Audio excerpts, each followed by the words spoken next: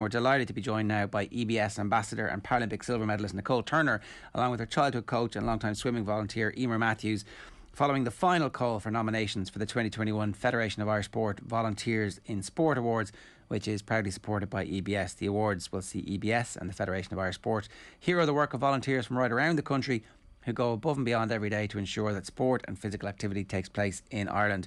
To nominate an everyday hero and to be with a chance of winning €1,000 for your local sports club, just visit volunteersinsport.ie. Nominations can be made by a club, an individual or a sporting body, and the closing date for nominations is this Sunday, October 17th. So it's really easy. Go down to volunteersinsport.ie, nominate somebody who you think deserves to win, and you could be given the chance of winning €1,000, all sponsored by EBS. Now, Nicole and Eimear, good morning to you both. Nicole, how are you getting on?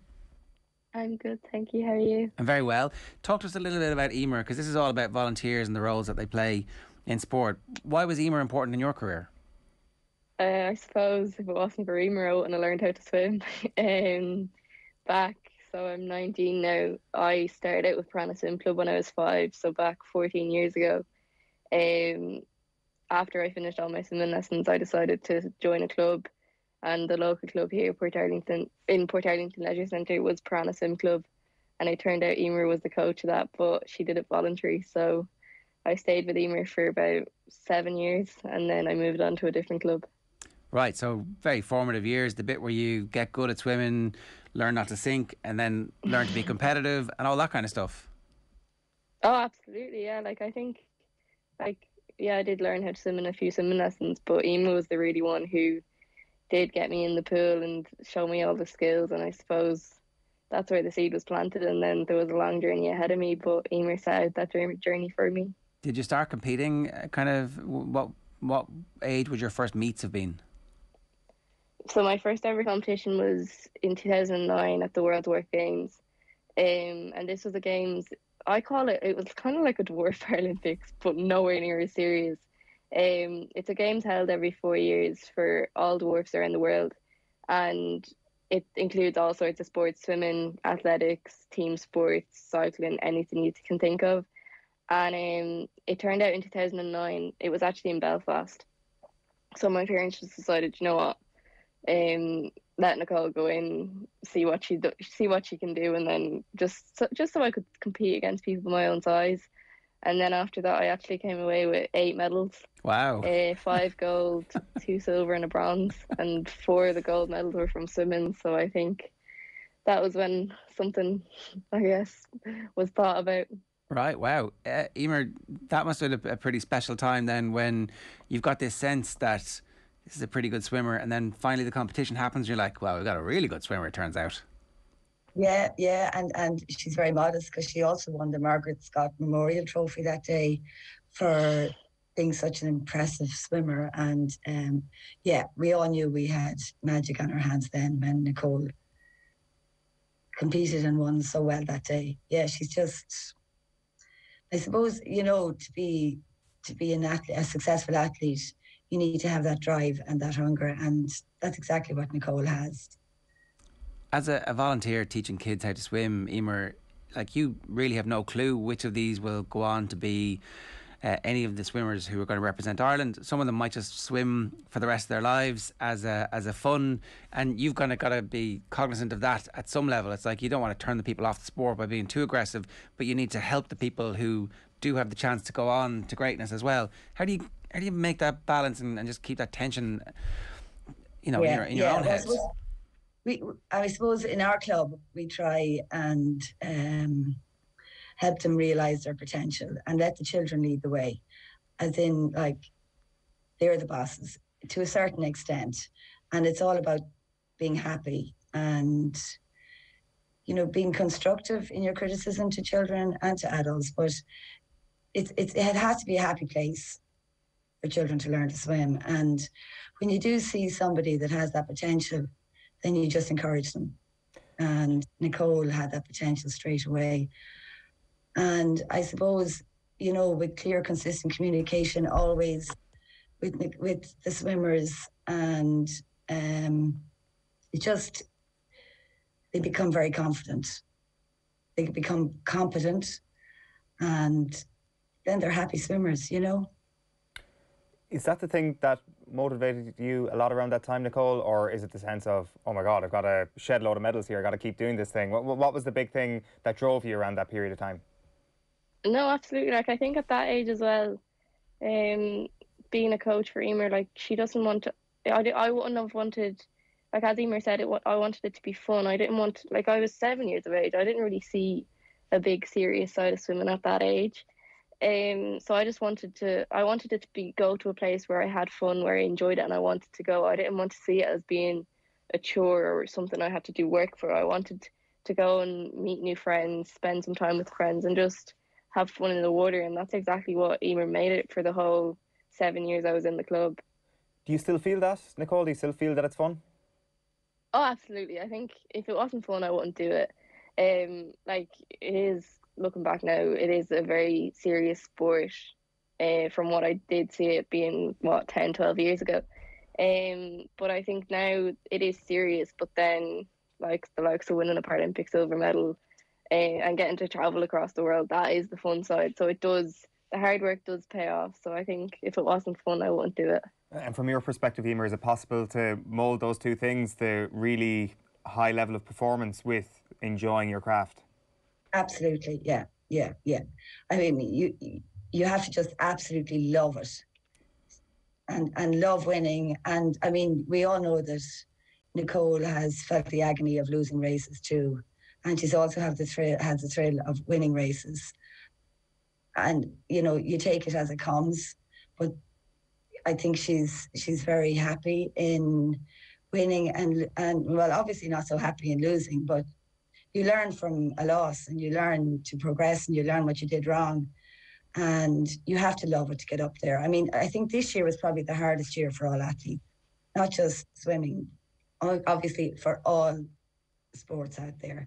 And for Nicole to go to Tokyo and get onto those blocks without her family and without her friends, you know, she's the bravest person I know, and you have to love it, don't you, to be able to do that. And it paid off, you know. Yeah, it totally did.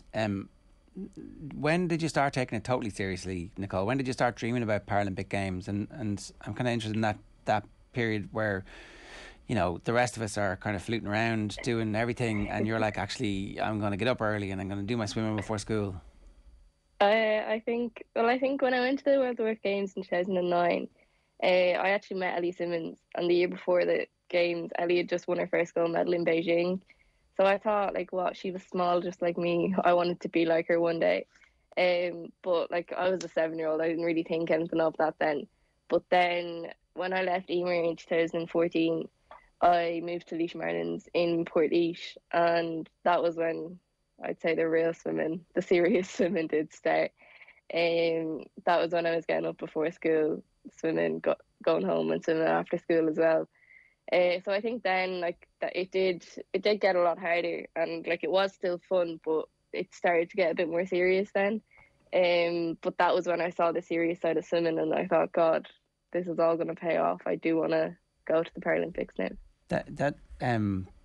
Those games, the World Warp Games in Belfast, sound like they were kind of an important moment, almost more in retrospect, where you can kind of trace back something growing inside you. How important was it, that representation? Obviously the previous year you'd seen something on TV in Beijing that was important, and your mum and dad, I presume, were like, look at this is interesting, and they make the decision to bring you to Belfast, and it goes so well for you. But just that question of representation and actually seeing people like you competing and being part of that, how important was that for your development as an athlete and as a person? Oh, it's massive. Like, as Emer said, I have experienced success, but I've also experienced, well, I won't call it failure, but like, before I went to the World Warp Games, I would enter into swimming competitions, like, across the local clubs, but the girls were twice the size of me, so like, they'd be a good body length ahead of me, and like back now I do it the whole time, and I think nothing of it because I've achieved what I want to achieve. But I think back then, all I saw was I wanted to win, and like, when I didn't win, it was heartbreaking.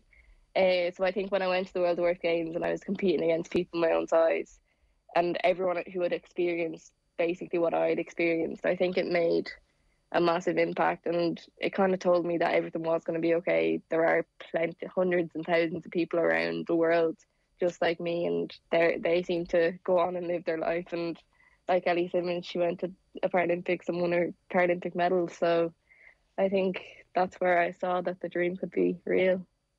Eimear, a lot of people are wrestling with time deficit and busyness and the sense that they actually can't get involved. They'd like to get involved, but there's a blockage there. And sometimes it's excuses that we all make to ourselves to tell ourselves that we're far too busy to be involved. Sometimes it's a genuine fear of not knowing how to get involved in the first place. Do you have any advice for anybody watching this morning who would like to get involved in whatever it is that their local club is or that their kids are involved in, but just can't make that first leap? Yeah, just get off the sofa and go up to that coach, person that's involved, chairperson, secretary, it doesn't matter, and just say you want to get involved. Because a coach can impact more young people in a year than an average person does in their lifetime.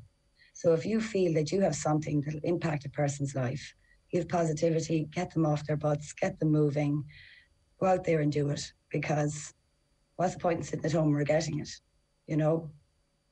That's my message. And this is such a fantastic award. There are 32 counties in Ireland, 32 clubs are going to receive €1,000 from this partnership with the EBS and the Federation of Irish Sport. And it's the third year they've done this. So I really say get out there and nominate your local club hero. And if you want to be that hero, you can't do it if you're sitting at home. And it is such a fantastic feeling being a volunteer.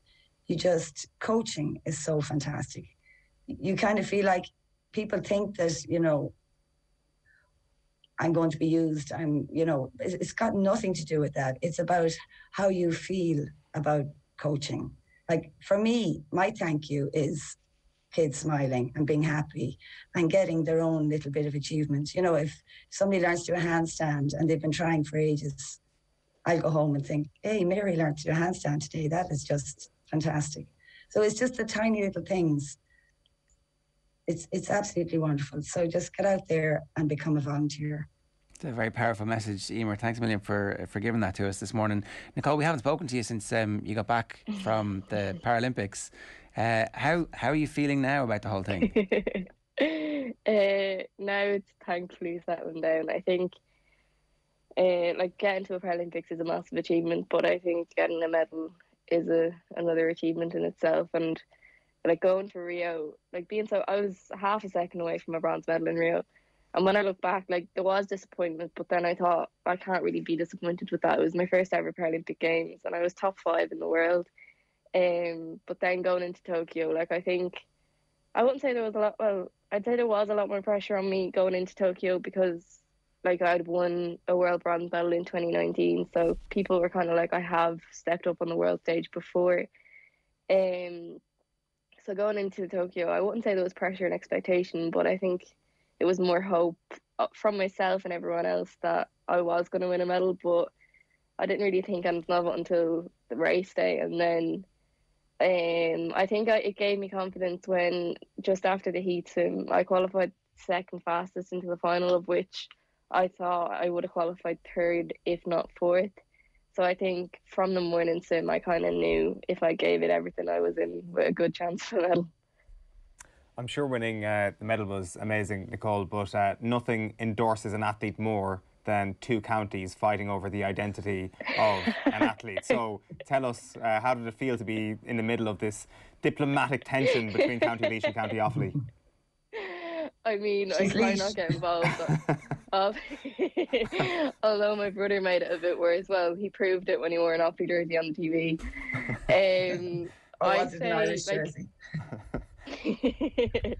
I say, technically I do live in Offaly, of which when my mum and dad bought the house 20 years ago, they got told it was Laois until they saw Offaly flags up when there was a county final on or something, and they only found out then that it was Offaly. We get our post quicker when we say Laois. But we're about 200 metres from the river, so we're right on the border. So whichever county wants me, they can claim me.